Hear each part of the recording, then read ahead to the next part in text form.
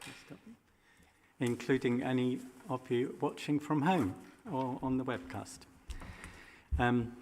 First item of the agenda is to welcome everyone to give introductions to the committee and safety information. I'll do the safety information first. So there is an emergency evacuation procedure for those of us in the room in real life. In the event of an alarm sounding, which is not planned, we do have to leave calmly via the lobby, out the main front door, turn right down the ramp and assemble towards the cathedral, where the assembly point is on the paved area. We have some substitute members of the committee. I'll introduce myself first. I'm Councillor Martin Fodor, Chair of the committee. Welcome to the two people substituting on today's meeting. We've got Councillor Morris and Councillor Wilcox. Glad you could join us. We want to note that they are substituting for Councillor Weston and Councillor Crawford. Otherwise, we've got a full house. And we are therefore quorate. Does anyone, as item 3, does anyone have any declarations of interest on anything on the agenda? No. Okay. Thank you. So item 4 is the minutes of the last meeting. We have these in the papers. Does anyone have any comments on the minutes, any amendments or corrections that they would like to make to the minutes? I don't think so. No. Can we confirm that those are a correct record then? And I will then sign them as the chair. Is everyone in agreement? Yeah? If I propose that, do we have a seconder for that? Councillor Kent. Thank you. So there, I'll be signing them as the correct record. We do now have some chair's announcements. I'm glad to say there's some good news that we've got, and it's well worth sharing. So at a previous meeting, we discussed the youth climate grants that we had the second round of funding from the Bloomberg Philanthropy. And Councillor Russell joined the panel for that, and the panel's made their decisions and the awards have been made. Did you want to say anything about the awards? I haven't planned to say anything, but yeah, it was really inspiring collection of applications. A few of them will be happening throughout the Festival of Nature in June. So there's things like climate justice-based club night at the Exchange, I think, Old Market Exchange, which is exciting. Yeah, sorry, I didn't plan anything, so that's all I have to say. That's all right. What I would like to suggest is that we send a link to the list of awards that were made to the committee and put them in the record as well, to show approximately £70,000, which has again been made available. First time it was only 35,000, so we're delighted we got double the amount this time. And they're helping youth-led climate initiatives across the city, so that's excellent. The second announcement, I was going to raid the cabinet outside. In the glass cabinet just to the right of the door there, in a previous meeting of this committee, we discussed the Council's submission for Bristol to join the European Union Horizon Programme Climate Neutral and Smart Cities mission. The Council submitted a major report with a vast amount of information about how to tackle emissions and reach climate neutrality.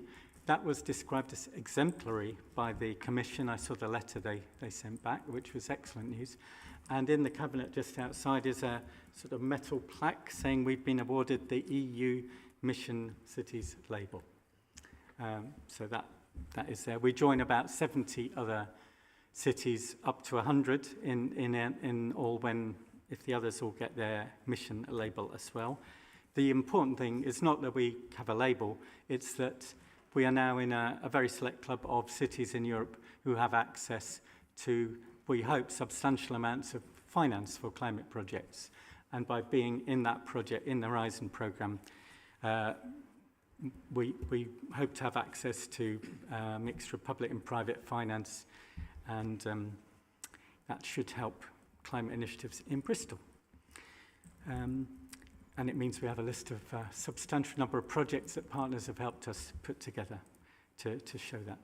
The third announcement is some good news this week. It's relevant to item 9 on the agenda, which is the new waste processing facility that Bristol Waste have at their Avonmouth depot. That was opened yesterday.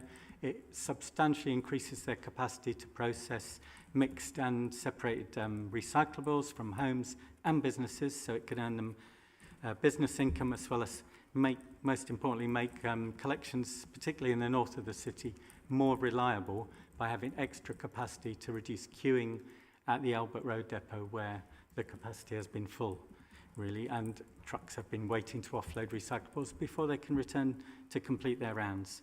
So that new processing facility at Bristol Waste that the council has part funded is really good news and will really increase capacity to bale cardboard, process cans, plastics and so on, as they said, and earn income.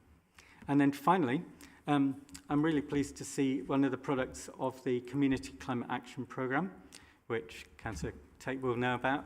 So the Bristol Climate and Nature Partnership, who help manage the Community Climate Action Programme in Bristol, have published the Community Climate Action Prospectus. And this prospectus, I think, is really interesting because it shows real projects proposed by community groups across the city that will tackle climate in lots of ways: nature, energy, transport, waste, support business skills, homes and buildings, and the adaptation to climate.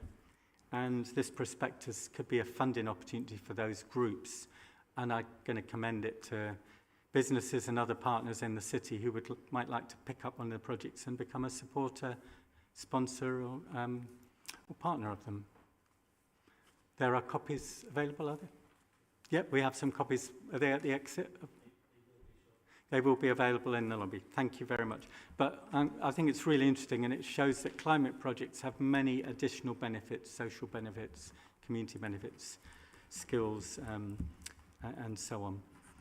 And that's the added value of letting communities sort of develop their own projects. So I do hope there's good support for those. So those are really good news. Commend that prospectus to people. Please share it with partners and contacts. Item 8 is the public forum. We do have a couple of items of public forum, but the public gallery is empty, so we could take those as read. The answers have been emailed to people, and the statements are available. So we need to note those. Okay, thank you. So, item 7 is the annual business report of this committee. I'm going to ask Amy Rodwell, the policy officer, to just briefly introduce that. Thank you. Thank you, Chair. So this is just a short report to note the membership of the committee for this municipal year 2025-2026, along with the chairing arrangement. So we've got Councillor Fodor as the chair with Councillor Ellie King as the vice. And then we also have what else have we got? So we've got the terms of reference of the committee along with the meeting dates for this municipal year as well. So that's just for noting. Thank you, Chair. Okay, thanks very much. So I hope we'll all note that report, especially the members who are permanently on the committee or any substitutes. And we can move on to the next item, which is the period 12, the end of year financial outturn for the council. So I'm going to ask Pete Anderson to just introduce that report. Thank you. Thanks, Chair. So the report's for information. This report has been prepared by colleagues in corporate finance, which provides the outturn position of P12 for 24-25. Every committee has received this report, so it is quite a lengthy report, but it does provide quite a lot of detail in relation to the council in terms of the journey during last year, in terms of the chronology of period forecasting, as well as the mitigations to pressures that were in year. It also brings references and brings to life the general fund pressures, ring fence accounts performance. So, for example, public health, HRA, harbour, dedicated school grant, and it also provides summary by division. So it doesn't provide a breakdown linked to this committee area. the information is presented via directorate and by division, but there's quite a lot of detail within the report. In relation to references to this committee in the report, just draw attention to three things. One, there is reference to energy costs and the challenge going into this year in relation to the unknown around energy costs and the challenge in relation to savings. There is a reference to the decarbonisation capital programme and the money being carried forward into this financial year.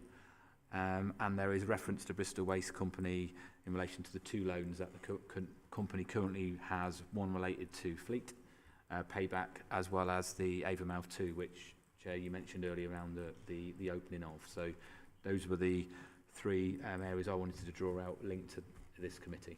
So information, the reports for information.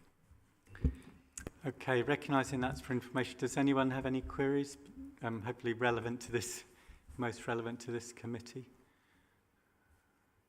Councillor Kent. So just a very brief one about the Bristol Waste loan then. What's the payback schedule for that? I'll have to defer to colleagues in terms of the construct of that, but there is reference to the vehicle loan, which will be repaid by 28-29, as referenced in the report. I think it's page 59. And I'm not sure of the payback period in relation to Avonmouth 2, which was the opening. So I can get that information for you. Thanks. Yeah, Councillor Dodd. Can I just, on the fleet issue, which I know is a bit of a long-running issue, is there any update on the fleet issue and the HRA in terms of procuring vehicles? So I understand it's going well for the rest of the council, but not so on the HRA. HRA fleet replacement, I think there's a paper coming in July, or a paper's being prepared by by housing colleagues in relation to their fleet replacement.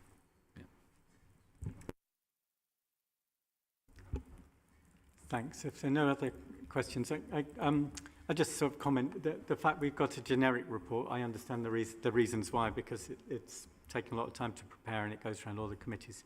But I do hope that in future meetings we will again have reports relevant to the three budgets held and spent by this committee, because obviously that's the most relevant thing, and I hope there's the capacity to make sure we get those periodically here, because it is useful to know how our own decisions, our own spending is proceeding. But I'm hopeful we will get that. Yeah. Oh, Councillor King. Yeah. Sorry, just a quick one for me. We were sort of promised that there would be at the beginning of a carbon budget process introduced in 2025. I'm just wondering when that will start coming through the information for that for consideration. Yes, we certainly want to see that, and we've asked for a briefing on sort of progress with that. Did you have anything that you could update us on? It's certainly coming, and I know it's complicated, and it's also the interaction between both Bristol and the West of England who have a similar process, I think. Yeah. So for as part of the carbon budgeting, there's two aspects to it. One is understanding the carbon impacts of major decisions, which is predominantly our capital programme, and we've introduced a system for assessing the sustainability of capital projects and, more importantly, trying to reduce the adverse and maximise the beneficial sustainability impacts of those projects. And so that's now live for projects over a certain threshold and new ones that come into the pipeline, because it's at that early stage of the project when you get the greatest opportunity to influence the outcomes, rather than trying to amend a project when it's late on.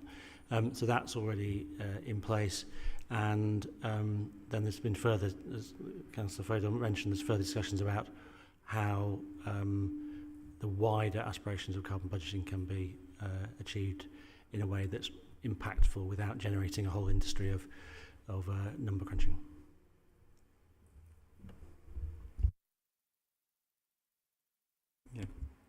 Yeah, thanks for that. And certainly, so that does mean sort of major projects will be able to start understanding how they've been put together from a carbon perspective.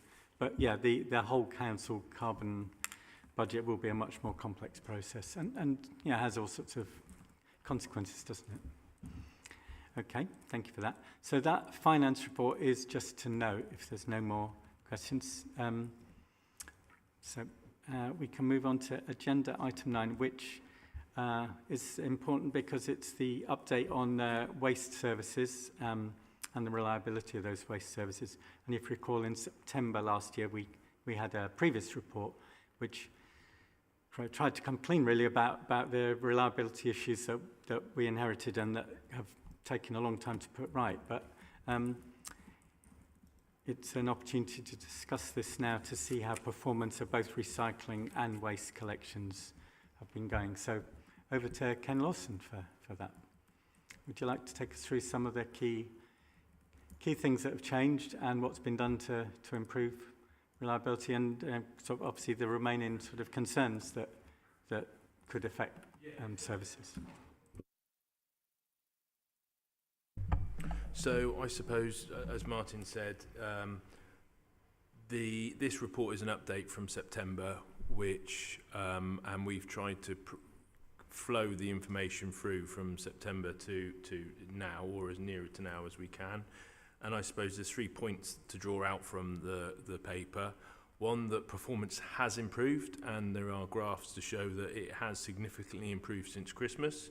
So it's positive. It's still not really where we want it to be, and there's work to be done, but it is getting to a place where we're starting to see a good service again. And I suppose the things to draw out there are that for the measures that have led to performance improvement have included increasing the management within Bristol Waste of the collection services. The maintenance regimes have been changed and improved, and there's been a lot of engagement with the crew supervisors and the crews to ensure that the service delivery expectations are met. So there's a lot of good work there. Then when we highlight some long-term measures that we're still looking at implementing, and that is, as Councillor Fodor mentioned earlier, the waste transfer station has a new bulking facility for recycling, which will lead to not only the northern areas of the city having a better service because they've got less time to drive to Albert Road, so the journey times are shorter, so their productivity will increase, but also it allows us to do some deep servicing at the Albert Road site to improve the reliability of that site, which has been running for about 10 years and needs certain parts replaced. So once that's done, we'll have 2 sites, so if there's any operational day-to-day issues, we can float the fleet between the 2 sites, which is contingency that you need when you're running a service like ours. And also we're looking to reduce the queuing that the recycling fleet have to do. So there's another thing. The fleet replacement, we are looking at the fleet replacement. It is a risk, but it's also how do we choose the next fleet to replace the current fleet, and how do we design out some of the risks that we see at the moment? Because at the moment we got 65 vehicles all aging at the same time across both collection services, and we'll come to you as a task and finish group in the 4th workshop and talk you through what we're proposing regarding that. And then the other thing that's also a remaining risk, but also we're looking to do some long-term solutions for it, is narrow access. Narrow access and parked vehicles on the Victorian streets that we have, especially in some parts of the city, are a challenge. The crews do extremely well getting down them a lot of the time, but we do have repeat failures on certain roads. That leads to unhappy residents, and you as councillors will experience some of that RAF. And what we're trying to do is mitigate those risks with Bristol Waste in the short term, but bring forward traffic regulation orders to improve access on tight corners where solutions are potentially available.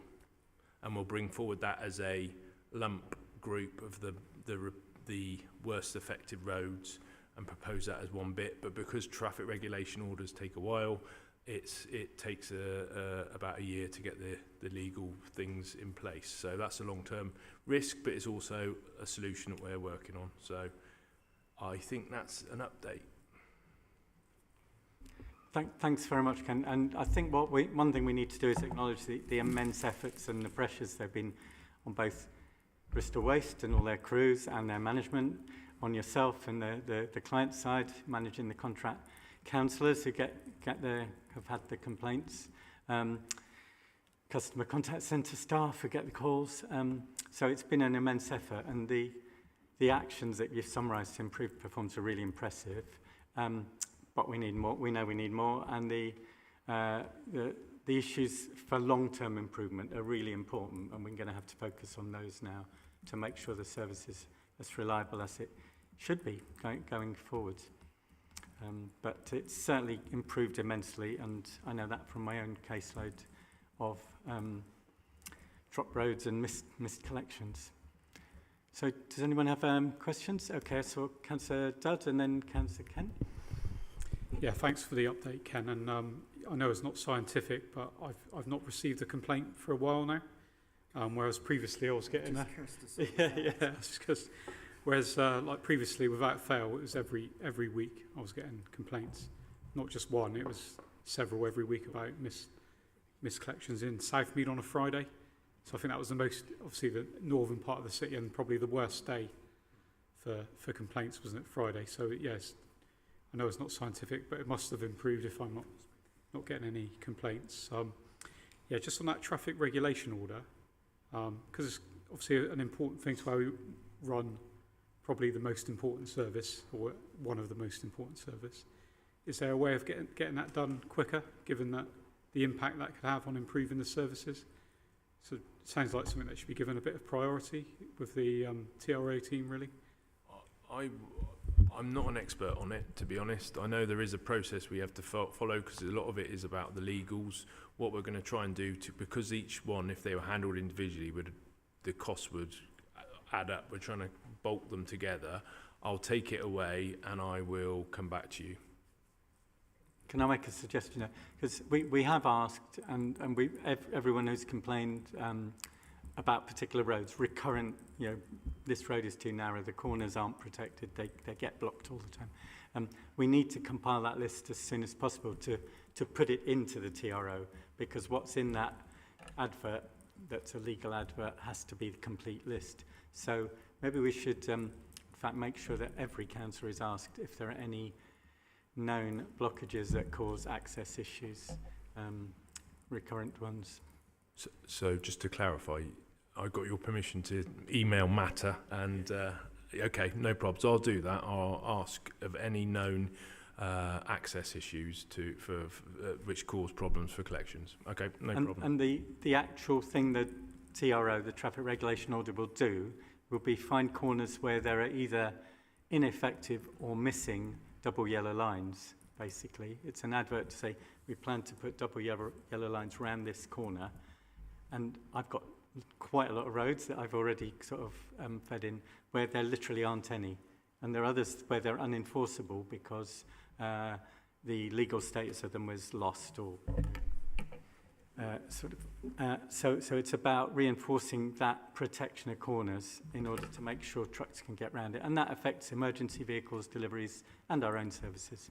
So it's really important, but we'll make sure there's a clear call for that with a deadline.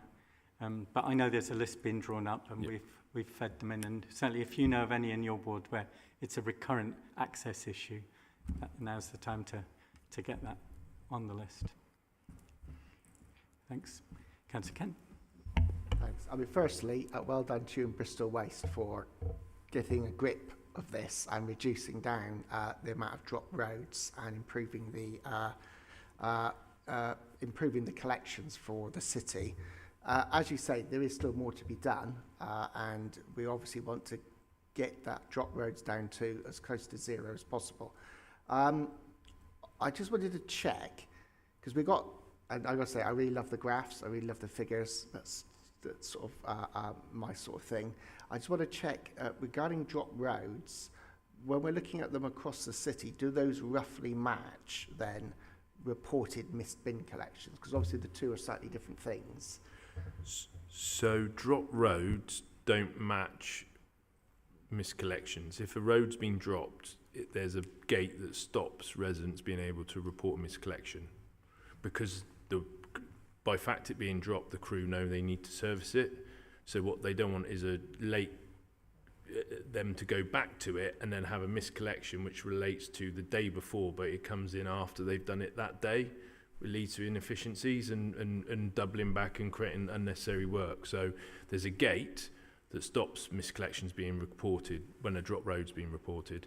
So it's not there are two different metrics that show the service problems, but the drop roads is a significant failure, and it is statistically the more robust way to demonstrate the problems we've faced. Can I clarify that? A drop road, all right, the crew did not go down that road. Yeah, I following That's important to be clear. Missed collection is, they missed something. They might have missed all the cardboard because the truck was full, but it did service the road for the other materials. And that's been an issue recently, for instance, hasn't it? Yeah. I mean, a miscollection is the crew have driven down the road and they've missed one or two or three properties. A drop road is the crew have taken a decision not to complete their work. Thanks. I mean, that's useful because obviously when we're looking at the graphs, we naturally go to the ward ones, and but that is based on missed collections. And so it's quite easy to think, well, that's a measure for the dropped service, which of course is impacting far more people. Where in fact, what you've just clarified is that the two, in fact, might actually have an inverse relationship. Where there's a lot of complaints registered, it might be that in fact there's been less dropped drop roads in that area, because if there were drop roads, they wouldn't be registering as missed collections. Is that correct? I get the approach you're taking there, but the challenge you've got is that the wards that are shown on the missed collections are the ones that are spikes are generally the northern wards, and the northern wards are at the end of the week. And so what has happened over the periods is more of the roads have been dropped on a Thursday, Friday because of the accumulative impact of the collection service, and then they're supposed to come on a Saturday or potentially a Sunday or a Monday, and actually if they don't come on any of those days, they get on a Monday, the miscollections can happen for the Thursday, Friday, if you see what I mean. So in effect, they're not exactly aligned, but it is more likely that the ones that have come up high on miscollections would also come up really high on drop roads. It's just the data is easier to show it in these ways for you. With the drop roads, what I'm wondering is whether that's for a public document or it's something you might already do, is whether or not we've got a heat map where we're sort of checking to see if it's consistently in one area or if it's sort of more random. It sounds like to me drop roads are more likely to be north of the city because it's sort of a Thursday, Friday, whereas I know my ward is sort of collected more Tuesday, Wednesday. So it would be really interesting to sort of see if it's been consistent in certain areas, because there's certain parts of the city might be saying, what are you talking about? It's not improved at all, because in fact their service is being consistently dropped. And it might be very small geographical areas that are being impacted. It might be more of a general spread. It'd be just useful. I mean, certainly, I think we want to make sure you know that, and maybe for us to know that for the future as well, just in looking at this. I mean, I would suggest we can certainly consider that going forward, like heat mapping, if there are issues, so we can do it. But I wouldn't recommend going back to do it because it'll be a lot of resource, time and effort. So going forward, I suggest... But going forward, that could be quite a useful thing. Obviously, what we would like to see is drop roads reduced down as close to zero as possible, so it's all pointless and would be a waste of time. But I think if there's going to be a continuation of some drop roads, what we need to identify is that all happening in the same place? Is there an issue maybe at the end of that route, which happens week after week after week? Or is it a bit more random? I mean, there are still some teething. I've got Passage Road, I've got a resident that's messaging me every Thursday to say, oh, they've missed my section of the road. But then today he went, oh, scrub that. They actually came, I emailed too early. So, like, there are still some issues, not saying there aren't, and I will take that away as see if it's possible. But that also might mean, like, around the double yellows and access to those routes, so it could identify some of the other problems. Okay, yep. Councillor Wilcox? Yeah. Thank you, Chair. Ken, I've got a couple of questions about graphs here. Page 72 is the drop roads one we've already been looking at. I notice there's a distinct downward trend until we get to the last week in April, where it all goes a bit awry. Do we have a rationale about why things changed in the last week of April, please? I have an idea. So there was a death of a member of staff who had been at Bristol Waste for nearly 30 years, and his funeral was was obviously in the week, and we tried to accommodate earlier starts and to allow the staff to attend the funeral, but I think there might have been an issue with more of the staff attending the funeral than we'd anticipated. I think that might be it, but I'd have to come back to you for sure. Thank you for that explanation, and I'm sure this committee will want to send their condolences to the Bristol Waste staff on that particular matter. There's also Easter holidays. The end of April was Easter holidays as well, so you may have also had staff off. Yeah, very true. Yeah. And my other question is about the graph on page 76. I'm sure the number 4,661 is relevant to somebody, but why is that figure actually used, please? I can explain that. We have wards. Some of this information is portrayed by wards where things were dropped or missed, but some wards have one representative on the council, some have two, some have three. And it's the number of electors that matters for the number of people being affected. So in a 3-member ward, if you divide it by 3, it's more comparable with a 1-member ward. The same number of electors are affected.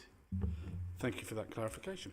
Sure. It was because we were consistently seeing a couple of 3-member wards showing worse on the graph. I said, but mine's 2-member ward and it's really bad. Actually, it's worse, really, underlying. So those in the north of the city that have 2-member wards would sort of recognise that it might have sort of underplayed how the impact was affecting them because they had a smaller patch with as many problems. What I think we need to do is also focus on the lessons learned because that's really important. And some of it you've suggested to with weekdays and routing, so whole areas of the city. The fleet being the same age because vehicle breakdowns are still a significant service vulnerability at the moment, and sort of any changes that can improve the reporting, which has been frustrating for people with the website requiring a single thing to be reported at one time. But we need to sort of make sure that in the task and finish group we sort of focus on things we can sort of design to design out some of the issues going forward. I think Councillor Morris had a question, then Thank you, Chair. Ken, thanks for the presentation. Referring to the graphs again, I think what might be useful, because we've identified the age of the fleet and the condition of the fleet as a key risk, is whether we are monitoring the number of vehicles off the road. Because I think the other week I heard there was 17 off the road, which is a quarter of the fleet. And then we can see how that relates to the performance issues and if there's any correlation.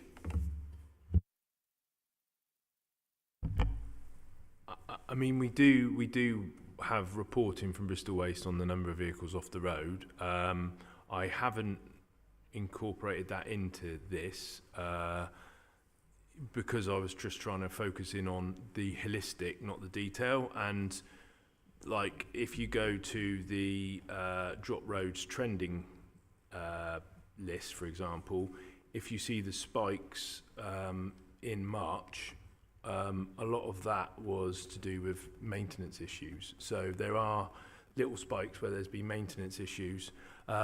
We can take that away, and I mean, going forward, we could look at linking some of that sort of data to highlight if there's any issues, or maybe pointing on the graph if we come back with an update to say this is a vehicle maintenance issue. So it's more explicit. That would probably be a good way of doing it. But we do get that information reported, and we do ask those questions, and Bristol Waste are providing me updates every week on what the main challenges were. Thank you, Ken. I'm only here as a sub, so I just think because it is a key risk, we can then see how that impacts the overall service to drive forward the need to find a fleet replacement service as quickly as possible. Thank you. Yep, okay, yep.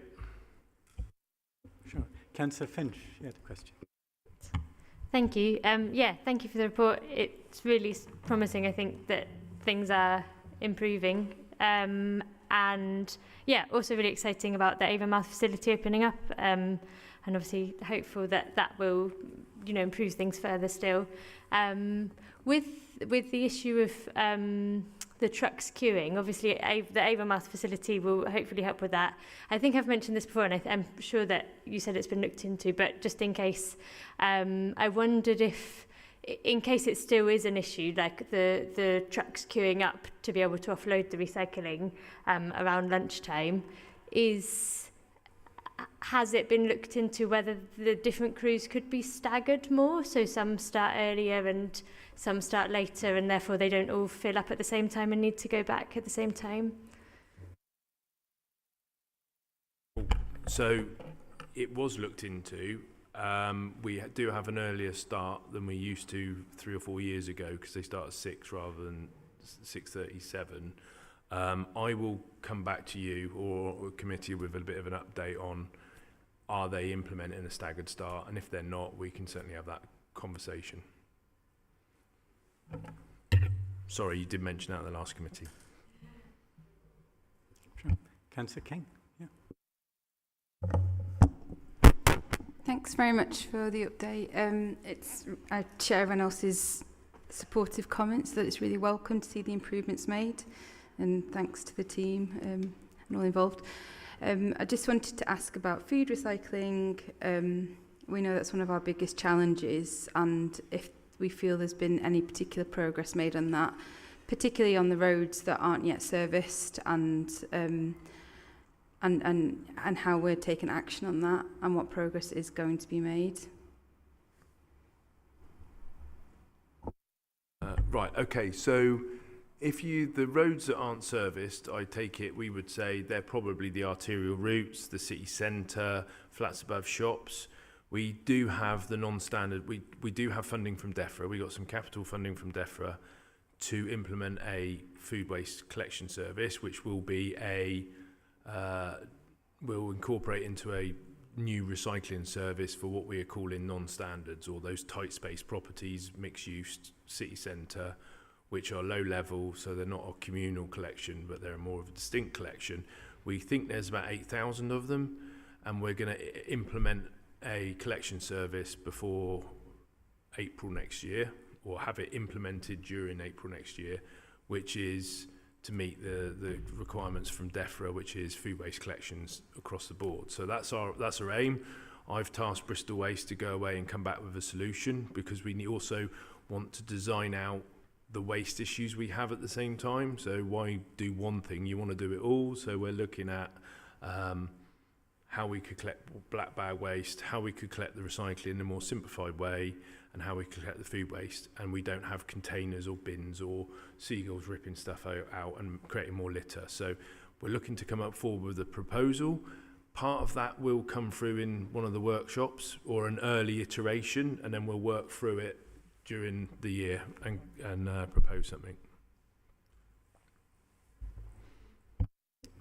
Great, that's helpful. Are there any more questions about the update report?